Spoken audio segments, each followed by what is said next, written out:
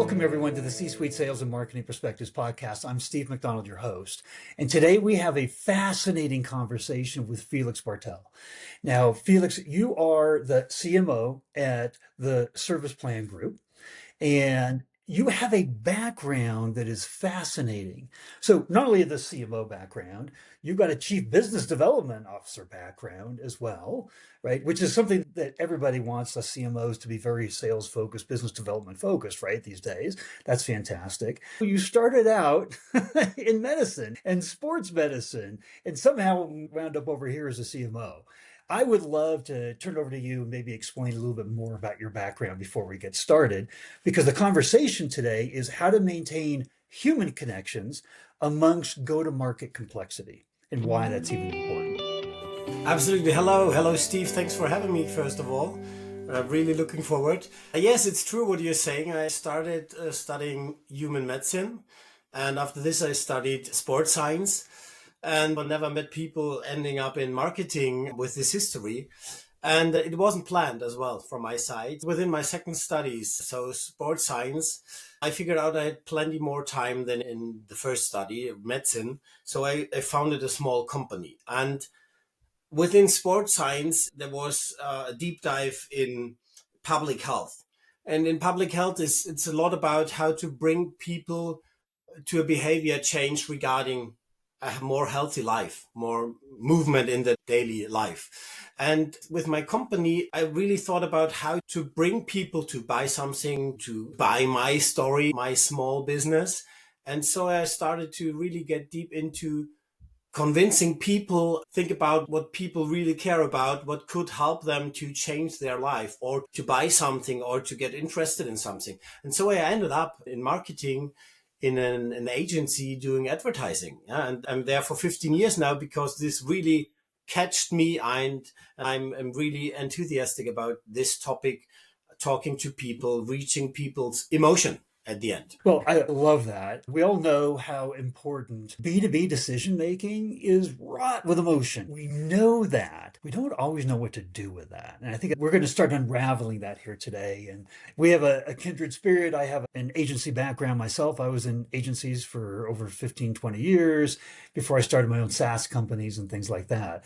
So, but you're in charge of the B2B relationships, right? Bringing in marketing and helping to bring in new business to the agency. So here's what I'd love to do. I'm just going to ask you just right from the start, why is it important to have this human connections amidst go-to-market complexity? Yeah, I think there are a couple of answers to this. So maybe first let's have a look at the more and more upcoming technology and the technology's role in this complexity. So there's really a rapid race and a rapid pace of technological advancements, AI, automation, big data. And this forces nowadays, even more than ever, businesses to continuously adapt. And companies must integrate multiple tools, CRM, analytics, social media. And this is creating challenges in compatibility, efficiency, and challenges in terms of motivation and training of colleagues. Even if these technology enables real personalization and the automatization really helps streamline efforts, this really requires significant investment and expertise. So this is the role of technology in this complexity. And then all the different marketing channels and the fragmentation leads to operations across numerous channels, social media, email, search engine, influencers, and so on. And each channel really requires a unique approach. Yeah, what works on Instagram maybe fail on LinkedIn or TikTok. And omni-channel marketing is essential nowadays, but managing consistent branding and messaging across platforms is really complex. And I think regarding the evolving target groups and consumer behavior, there's even more complexity. So all in all, the interplay between these factors is what on the one hand makes navigating challenging, but on the other hand, really offers new opportunities for marketers. And the solution is not only to use all this technology to the go-to market, but to combine this technology with the touch of the heart, with the emotional anchor, for example. I think for companies, the go-to nowadays, the go-to market is really complex. And I think the solution is, of course, to use all this technology and to handle all this complexity. But I think the really secret thing on this is the emotional touch on be human and be real, be transparent, not only be the first who's using technology best. So it's interesting because we can have a tendency to hide behind the technology. And we have so much data these days that we never had before, right? So we can run reports to the cows come home. We can find all kinds of information defining our ICP and where they are in the purchase process and all kinds of things, right? But we can't forget some of just the basics of human nature, right? People want to do business with people they like. They trust people that they like, that they think have an expertise that is of value to them. That's that trusted advisor, Gartner trusted advisor status kind of a thing, right?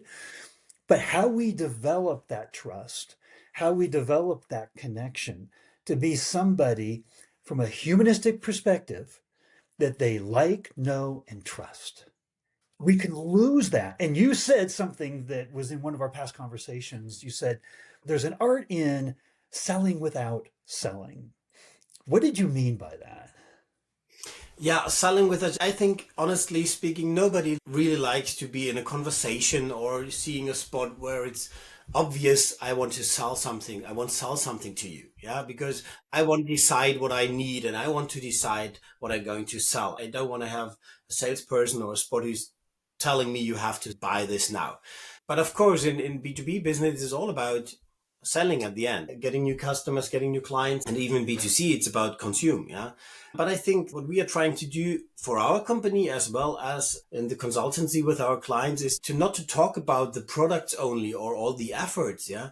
But of course, to talk about the story behind what drives this company, what drives the human people behind, what are they trying to solve or to build. Even it's obvious that this is a product people should buy, but it's not all about the product or the price. It's about the story behind it. It's about the people who are working on this product or in this company on a daily basis. And I think there are some mechanism and there's a kind of art of storytelling to sell without selling. And even more, it's about the brand DNA. It's about the authenticity and about the transparency. And I think this is the better way how to sell at the end. There's two really big questions I want to ask based on what you were saying there. One is the human connections, a focus on the connections, and one is with storytelling. So remind me if I don't go back to storytelling, but this idea of human connections, right? If we take the connections part out of it, what you were talking about there is to connect to somebody in the business world, right? Not only do we have to be nice people and likable people, but we have to prove something. We have to prove that we have something valuable to talk to them about. And guess what? It's not our product. It's not our service. It's about them. In the world like B2B marketing, we are experts at product marketing, hugely important, right? But it's not until the latter stages of the buyer's journey that they want to know specifically about the product and kick the tires and everything. They're doing all their due diligence and making the determination of who's on that short list before they ever talk to any of us anyways, right? So that connection, that's that like thought leadership content, because they're consuming content before make the decision to want to talk to us where we can do everything that we're talking about here. So that connection part, if it's not about us, it's about them. How important is it knowing their challenges? Not the ones that we solve for them, which are really important, but the greater challenges, improving that in that human connection, that we've got something about this to say. Absolutely. I think regarding selling, what you're talking about, it's even more about listening.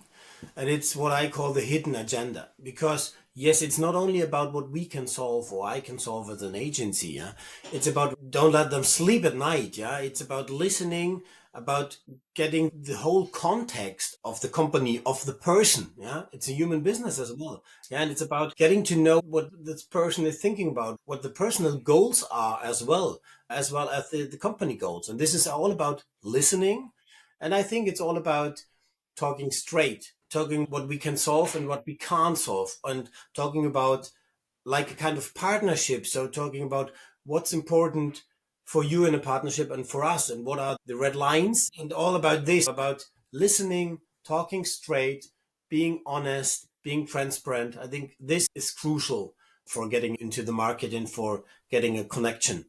Even more than, as you said, yeah, look at my website, look at my sales photos. You can get any information. Yeah, I know everything about your product, what I can find. AI helps me to even get more information about you, but it's not about talking to each other, getting to know the hidden agenda, listening, and then bringing these thoughts together. As agencies, so you have a different perspective, and it comes from the agency world. We pride ourselves, right, on certainly not only delivering the kind of campaigns, right, the performance marketing and everything, but we pride ourselves on working with our clients on a strategic level, on a consultative level, taking on challenges that aren't just what we're going to post in social media or the performance marketing campaign. We talk to them about their business, right? That's a part of our service that isn't always in the statement of work, right? That we write for them, but it is an ever-present part of the value that we contribute to that relationship. So you have a unique perspective as an agency, a CMO, a B2B CMO of an agency. And so it's woven into the DNA of what we do, learning more about our clients and consulting with them. What is it in that mindset that is missing from a traditional B2B environment, where a typical B2B CMO doesn't always have an agency or can afford an agency, doesn't always have the ability to afford an agency that then wants to have that kind of a relationship with them. They're left to do that on their own. They don't have a consultative partner that we like being in those agencies. What's your recommendation to them to understand their audience, their ICP, to have that deep consultative kind of relationship with them? I just asked 10 questions in one, right? But hopefully you get what I'm getting at here, because I know I prided that that's a secret sauce that agencies have, right? Yeah, absolutely. So I totally agree. And I think my perspective is even more special because we at Serviceplan Group, we are family owned, we are partner driven, and we are very entrepreneurial.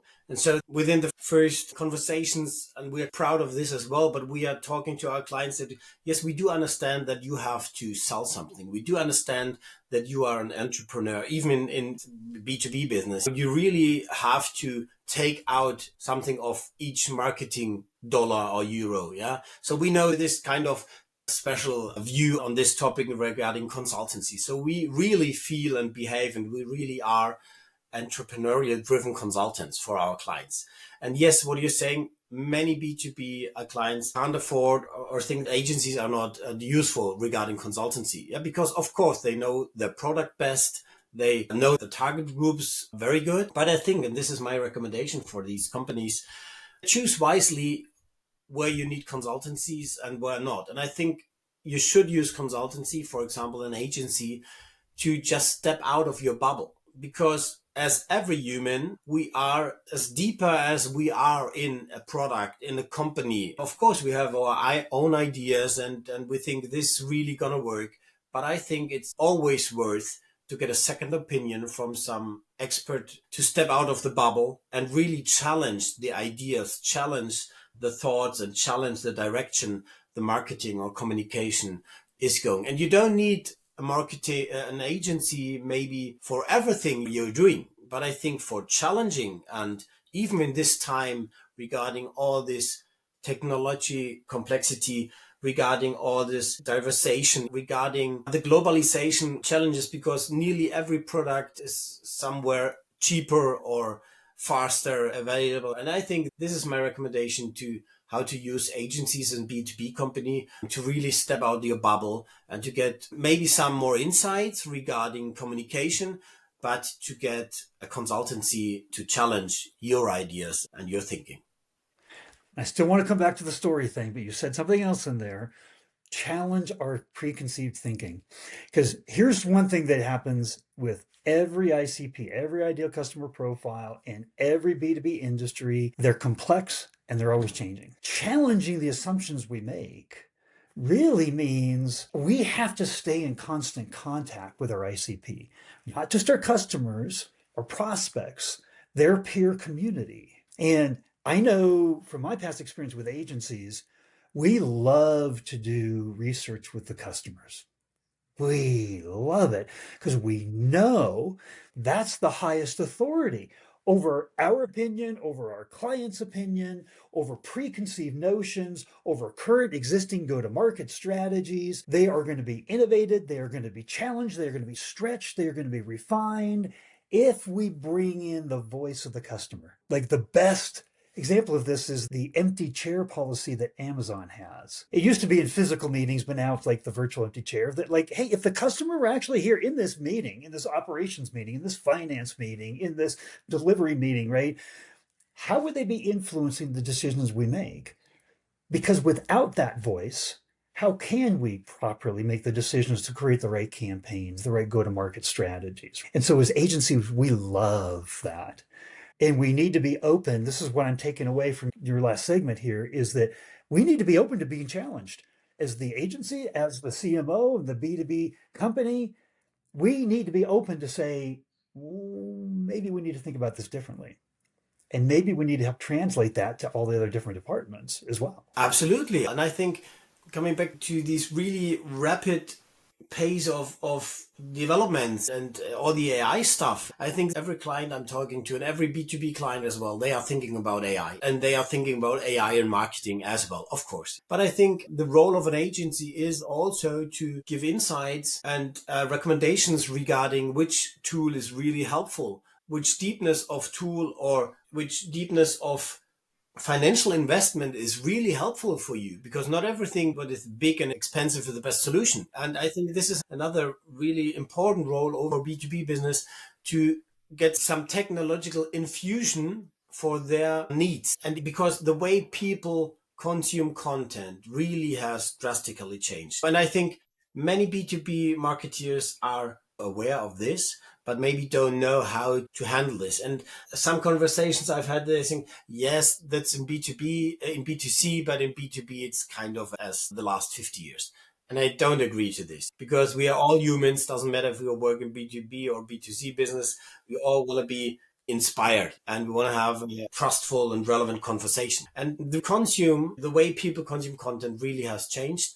The rise of short form and snackable content, the shift to on-demand and personalized content, the change that authenticity and relatability rates over high product value, for example. I think this is really something. I have some conversations that all the B2B people are talking about the high product value. And of course, this is crucial as well.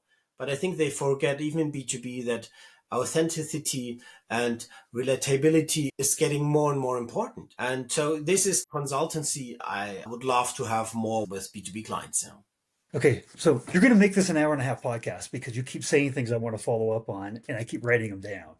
But one of the things that you just said there is, I think, so important is that we have to understand that the content is the way that they're evaluating us before they want to talk to us.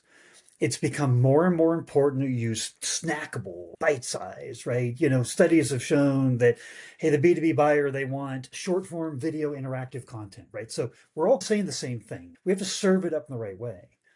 If that's so important and to get into the consideration list, because not all of us are household names. We're not going to automatically be on the list for a company just because we are who we are.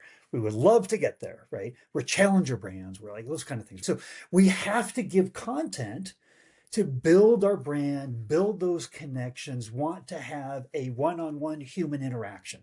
Nobody's going to buy from us ultimately without having a conversation with us. So content is, the Forbes magazine said it, I thought, best. It said content marketing solves problems. Thought leadership sparks conversations, right? So that human connection is that conversation. And how we spark it is not talking about us, talking about them. If the key is talking about them, then the key is understanding them and giving them value that transcends what we do. And here's the biggest takeaway that I want you to reflect on it, what you just said there is, and this comes out of a McKinsey study, okay? And the study looked at over 400 highly profitable B2C and B2B companies that had the greatest return on shareholder value. And you know what they found is the number one differentiator across all those companies? CX, the experience. It wasn't the product. It wasn't the price. It wasn't the things that the bastions of history have taught us that product differentiation is the most important thing, right? We all know that some of the best technologies, the best services in the world have gone by the wayside. Some of the mediocre products and services with the right brand and the right experience behind them, right, can rise to the top. People will forgive misgivings in areas where we're lacking if the experience of working with us overall is getting them what they want. So my takeaway is that what you're doing in marketing, in creating those conversations, that thought leadership, that brand, is as important as the very product or service we sell. I do agree, absolutely. There are some examples from the early days. Red Bull, the energy drink, it's not about the product, it's all about the experience, the story behind. Or Amazon, for example. Of course, nowadays they are incredibly fast, they are kind of cheap, but it's all about the seamless experience. This is really a benchmark for every e-commerce and shop and platform is Amazon, because the experience, and it's not only about the seamless experience, how fast I can buy, how they remember all my behavior and so on. And it's also the experience, how they match with my interests and with my values as well. And this is all including experience nowadays. I think this is really crucial. Nearly every product is available from several companies. And of course, there are some differences, but as you said, to really get at the end into the market, to really get things closed, it's about the experience, and even it's about the personal experience between people. It's just so enlightening, right? Because we think about the executive committee meetings that you're in on a regular basis and everything we're talking about as a company to plan to succeed, right? How many times does human connections come up? How many times does the thought leadership that we're creating out of our organizations, that is the brand, that is as important as the product or service that we're providing, how many times did those things come up in our conversations? Not enough. No, Not not enough. enough. Absolutely.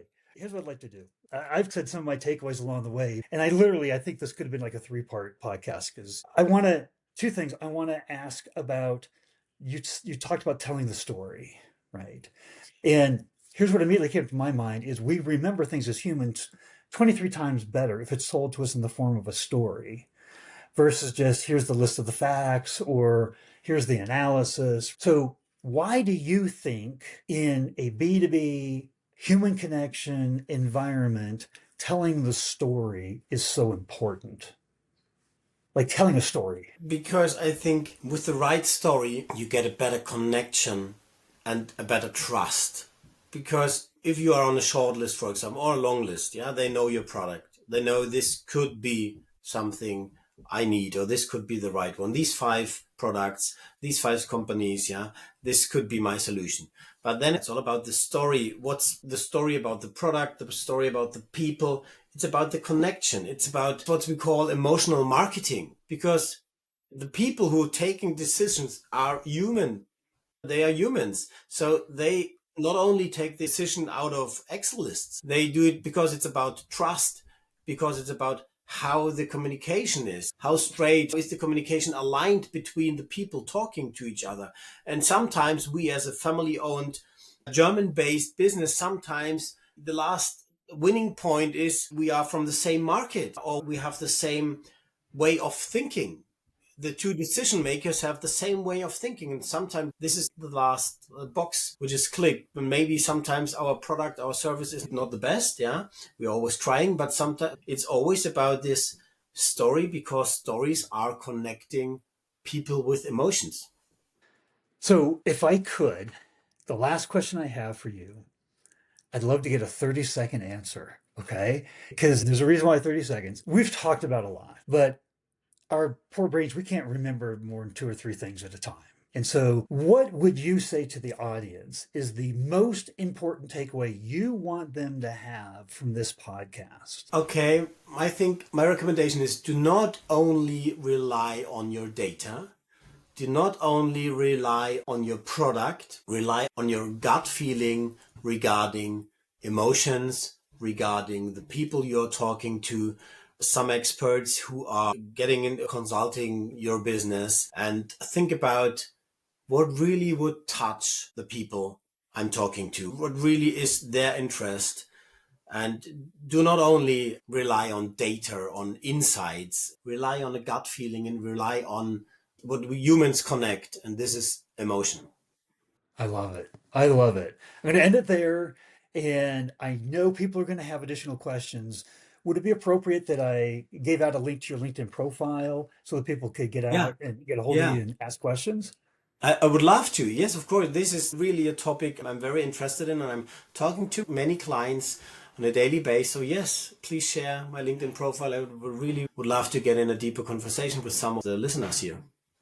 Well, Felix, thank you so much for coming on and sharing all of these insights. It's a part of this podcast. We can each do this and share from our own perspectives on how we become successful. Then that's the rising tide that lifts all boats. So I appreciate you being a part of that today. I appreciate. Thanks for having me, Steve. Really appreciate.